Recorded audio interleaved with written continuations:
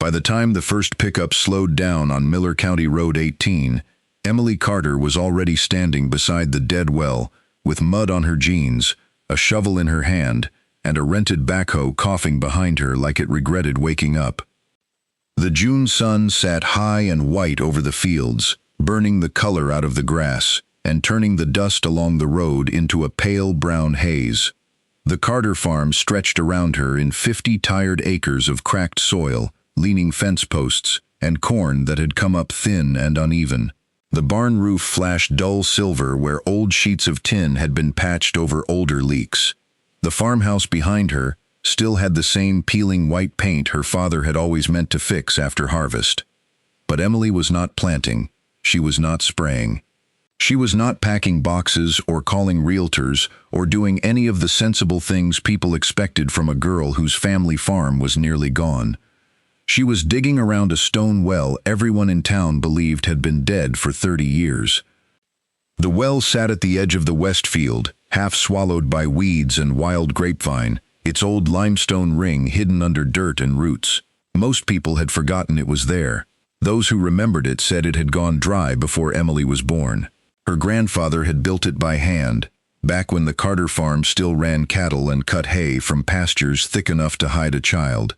Then, a flood came through in the late 70s, packed it with silt, and turned it into one more useless thing no one had time to repair. Now Emily had marked the ground around it with wooden stakes. She had stretched string along the slope of the field. She had set piles of gravel, cracked pipe, old window screen, and a dented stock tank beside the hole, like the pieces of a plan only she understood. Across the road, Mr. Harlan slowed his red pickup until it barely rolled. His elbow rested out the window. His face said enough. A few minutes later, another truck passed, then another. Men who should have been checking seed rows found reasons to drive by the Carter place. They watched the 18-year-old girl in her father's faded flannel shirt pull weeds from an old stone ring, while the rest of the county prayed for rain. Emily did not wave. She did not explain herself. She bent back over the well, hooked a chain around a slab of buried limestone, and guided the backhoe bucket carefully enough not to collapse the old wall.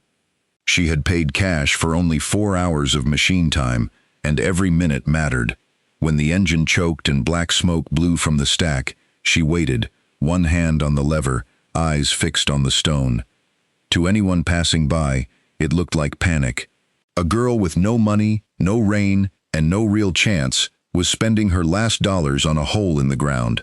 By noon, the heat shimmered above the fields. Dust clung to Emily's face.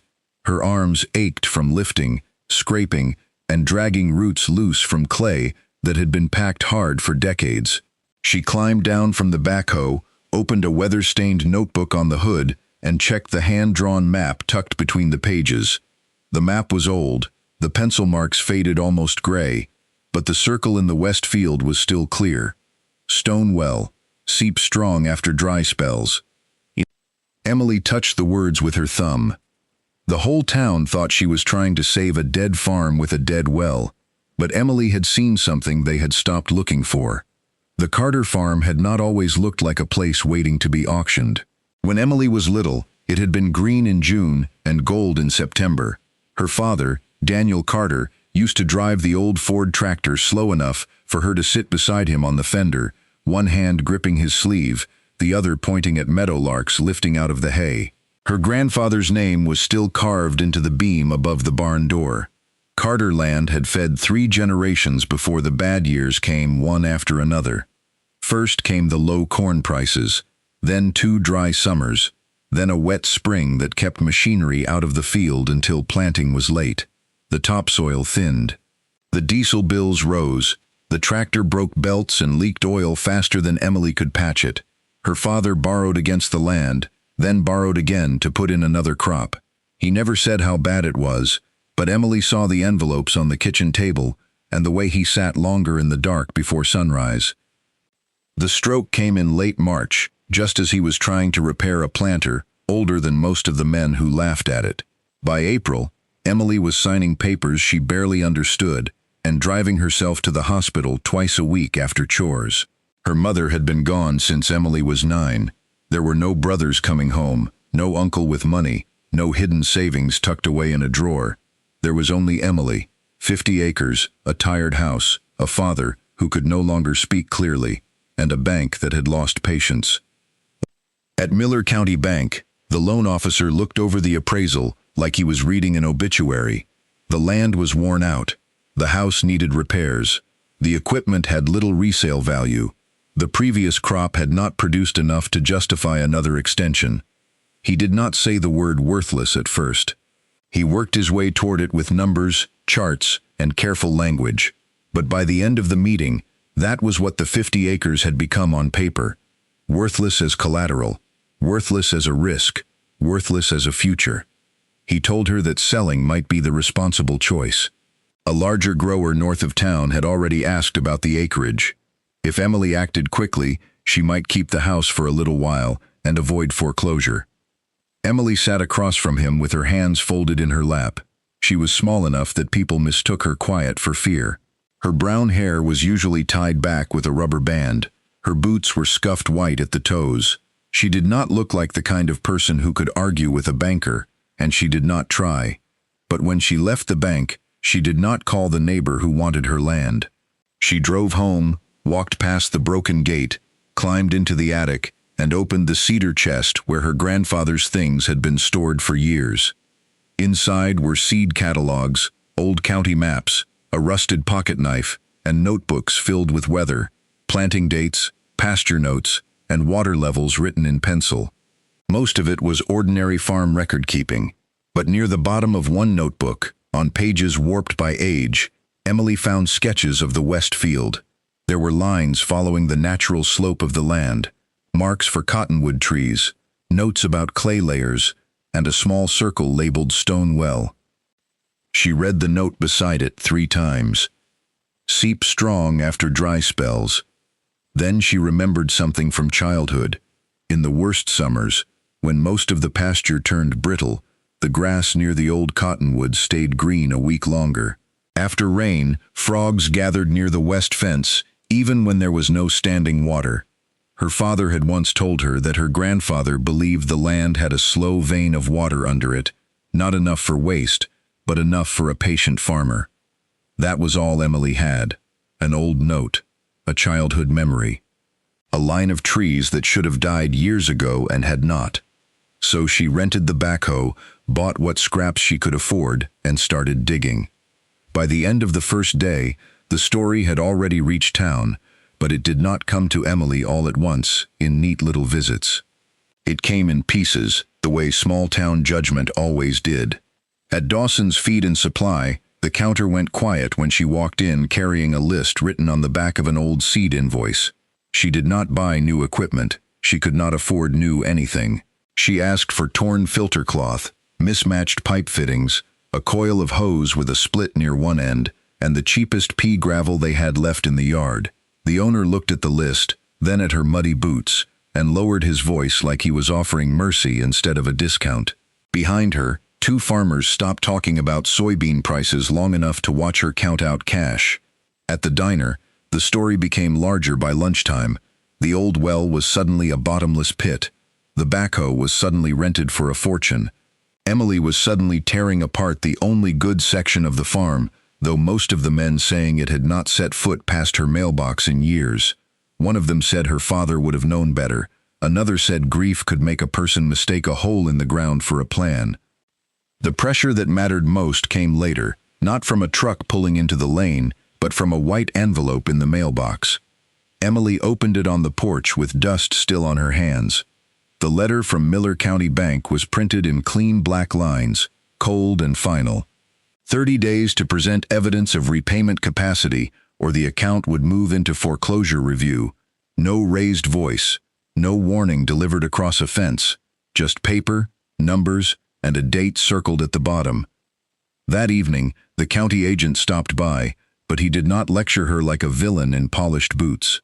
He stood at the edge of the west field with his hat in his hands and studied the stakes, the string lines, and the old stone well. He told her the truth, as kindly as he could. Emergency forms might buy her time. Crop insurance might cover part of the loss. A conservation plan would take months to approve, not weeks. He did not call her foolish, but he did not have to. His careful expression said he had seen farms fail before, and he believed he was seeing another one. Emily listened because some of what he said was useful. She wrote down 2 program names, asked where to get an old soil map, and thanked him before he left. Then, when the dust from his county truck had settled, she folded the bank letter into her notebook beside her grandfather's map. For the first time, her plan was no longer just strange. It was on a clock. Emily was not digging blindly, and she was not strong enough to beat the old well by brute force. She knew that better than anyone. Her advantage was not muscle. It was patience, leverage, and the willingness to use what other people considered junk. She rented the backhoe for only one Saturday morning, paying cash for 4 hours and spending the night before marking every scoop she needed so she would not waste a minute. She did not try to dig the well open with the machine. That would have collapsed the old stone wall and ruined everything. She used it only to clear the buried ring, move the heaviest slabs, and cut the first shallow swales along the natural contour of the field. For the smaller work, she built tools from scraps. A tripod of cedar posts and an old block and tackle from the hayloft let her lift buckets of mud without tearing her shoulders apart. A dented stock tank became a settling basin. Window screen from the abandoned chicken house became a filter. She traded 2 weekends of fence repair for help from a retired mechanic named Gus, who showed her how to rebuild the pump seal instead of replacing the whole pump.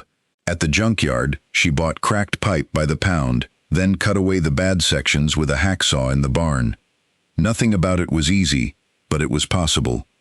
Every morning before sunrise, Emily carried tools out while the air was still cool enough to forgive her. She lowered a bucket, filled it with mud, hooked it to the pulley, and walked backward until it rose from the well. She let the weight do half the work. She cut roots in sections, instead of trying to drag them whole. She used the tractor, not as a tractor, because it barely ran under load, but as a slow anchor to pull stubborn debris loose with a chain. Some days she gained less than a foot. Some days she gained nothing at all. The mud slid back overnight. A clamp failed. A hose burst. The pump coughed dry air and quit. But each failure taught her where the old system had broken, and every repair cost less than surrender. Her grandfather's notes described a shallow, perched water layer trapped above clay, fed by slow seepage from higher ground after winter and spring rains. The stone well had not been drilled deep like modern wells. It had been built to catch what the land offered slowly. When the flood of 1978 filled it with silt and debris, the family switched to a deeper electric well, closer to the house. The old one was left alone. Then fence lines changed, the pasture grew wild, and the memory of why it mattered faded. Emily believed the stone well had not died. It had been choked. She also believed that if she opened it carefully, filtered the inflow through gravel, and used shallow contour ditches to move water slowly instead of pumping it hard, she could keep a few acres alive through drought. Not all 50, not a miracle. Just enough vegetables, short-season corn, and hay to make a payment and prove the land was not worthless. That was the part no one understood. She was not trying to bring back the past all at once. She was trying to buy time. The work changed her days into a rhythm of dirt, heat, and numbers. Morning air temperature, soil moisture by feel, depth to damp clay, insects near the ditch, color of corn leaves at dawn and noon, the places where the ground stayed cool under her palm. At night, she sat at the kitchen table under a yellow bulb and compared her notes to her grandfather's, page by page. Hospital bills sat under a chipped coffee mug. The bank letter stayed beside the salt shaker. Her father's work coat still hung by the door, dusty at the shoulders, as if he might step inside and tell her whether she was saving the farm or only making its ending harder.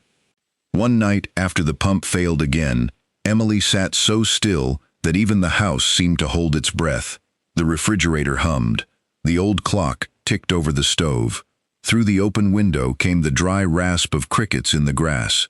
She unfolded the bank letter and read the deadline again. Her hands shook, not from fear exactly, but from exhaustion. For the first time, She wondered if everyone else had been right, because they were older, because they had watched more seasons fail, because they knew land did not reward hope just because a girl loved it. She almost closed the notebook for good. Then her eyes landed on a line her grandfather had written 40 years earlier in blunt pencil. Water doesn't always disappear. Sometimes it just stops being invited. The next morning, before the sun cleared the barn roof, Emily tied the rope back through the pulley, set her boots in the mud, and went down again. The drought settled over Miller County like a locked door. For 60 days, rain appeared only as a rumor on the radio. Clouds built in the afternoon, dark and promising, then broke apart before they reached the valley. The ponds shrank into muddy bowls. Cattle gathered at empty tanks. Cornfields along the highway curled inward, their leaves tight as knives. Soybeans yellowed at the edges. Pastures turned the color of old rope. Every farmer in the county began making hard choices. Some hauled water. Some cut hay early and got almost nothing. Some disked under fields not worth saving. At the diner, talk changed from jokes about Emily to quiet calculations about losses no one wanted to admit. The Carter farm looked no safer at first. Emily's ditches cracked. The young corn drooped by noon. The vegetables near the west field seemed too tender for a sky that gave nothing back. The old well offered only damp clay and the smell of minerals, enough to keep her working but not enough to save anything. People still drove by, though not as slowly as before. Some no longer laughed. Drought had a way of humbling even the loudest men, but their silence carried its own weight. They were waiting to see whether the girl at the Carter place had found wisdom in an old notebook or only a slower way to lose everything. On the 43rd day without rain, Emily went down before dawn because the heat had become unbearable after breakfast.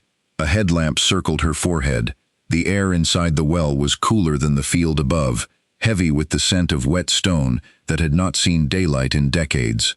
She knelt on a plank braced across the bottom and scraped silt from between two flat rocks her grandfather had drawn in his notebook. At first, she thought the sound was a pebble shifting. Then she heard it again, a faint tick. Then another, not the dry scrape of her tool, not mud falling from the wall, something softer, something alive. Emily stopped moving. Her breath sounded too loud in the stone chamber. She pressed her bare fingers against the seam between the rocks. For a moment there was nothing. Then cold touched the tip of her index finger so suddenly she pulled back as if she had been burned. A bead of water gathered in the crack, round and trembling in the beam of her headlamp. It slid down the stone. Emily stared at it.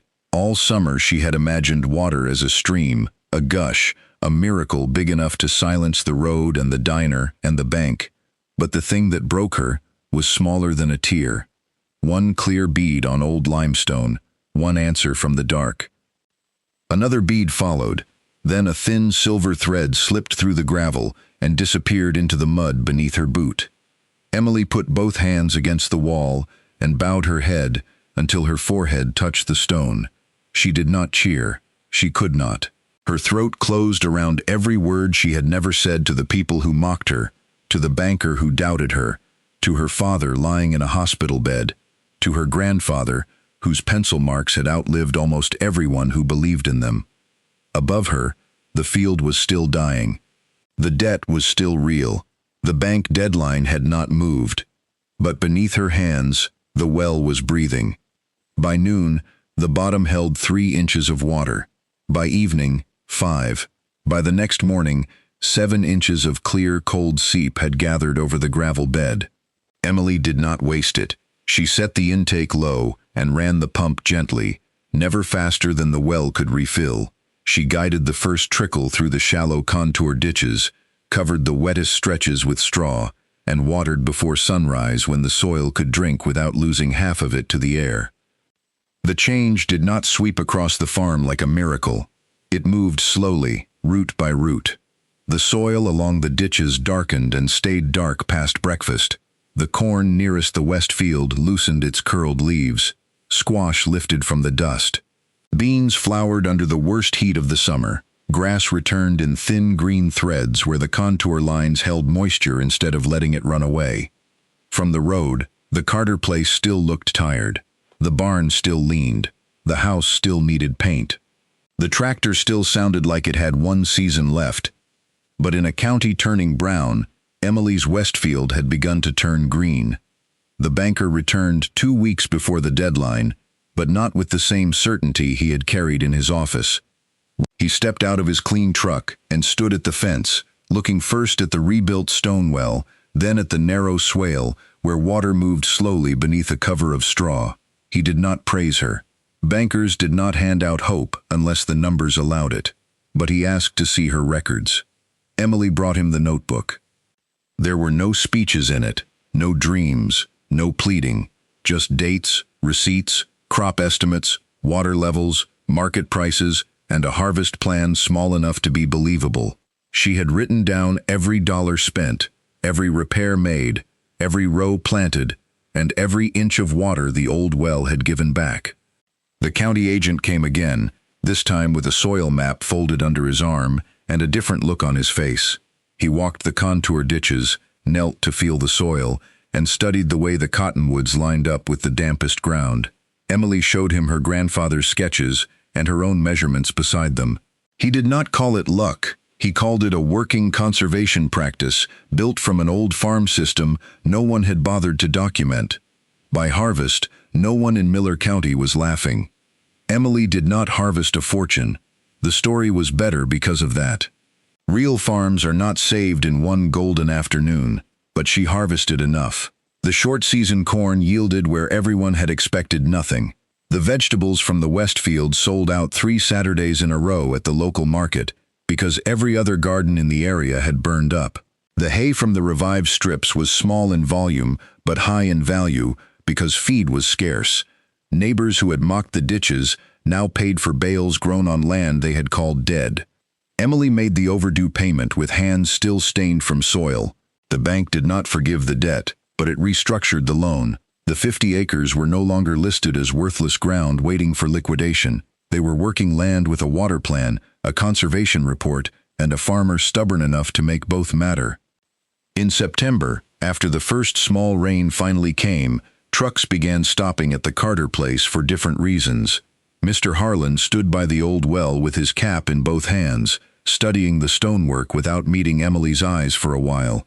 The county agent brought 2 farmers from the next township to see the contour ditches. The banker returned with cleaner paperwork and a quieter voice. Men who had spent the summer saying she was wasting her time now asked how she had known where to dig. Emily never gave the answer they expected. She did not say she was smarter than them. She did not say they should have listened. She only opened the old notebook and showed them the pencil marks, the water levels, the tree lines, the slope of the land, and the pages of new observations she had added through the hottest summer the county had seen in years. The truth was simple and harder to accept than luck. The land had been speaking the whole time. Her grandfather had heard it. Her father had remembered pieces of it. Emily had been desperate enough, patient enough, and quiet enough to listen again. That winter, she repaired the barn roof 1 sheet of tin at a time. In spring, she planted less corn and more crops that matched the water she had, not the water she wished for. She fenced off the cottonwoods, rebuilt the shallow ditches, and added a small settling pond below the well. The Carter farm still had debt. The tractor still complained in cold weather. The house still needed paint, but the place no longer felt like it was waiting to be taken. It felt like it was breathing. On the first anniversary of the day she reopened the well, Emily walked to the Westfield before sunrise. The grass around the stones was wet with dew. A meadowlark sang from the fence wire. The old cottonwoods moved softly in the morning wind, their leaves flickering silver green above the ground that had outlasted everyone's doubt. She knelt by the well and placed 2 notebooks on the wooden cover. One was her grandfather's, its pages thin and yellow. The other was hers, already swollen with weather notes, sketches, mistakes, and small victories. On the last page, she wrote 1 sentence in pencil. The well was never dead. We just stopped listening. Then she closed the notebook, stood up, and looked across the 50 acres the bank had once called worthless. The sun rose slowly over the Carter farm, touching the ditches, the fields, the barn, and the old stone well that had changed everything. Emily did not need the town to cheer. The land was still there. Her father's name was still on the mailbox. Her grandfather's water still moved beneath the soil. And for the first time in years, the Carter farm had a future.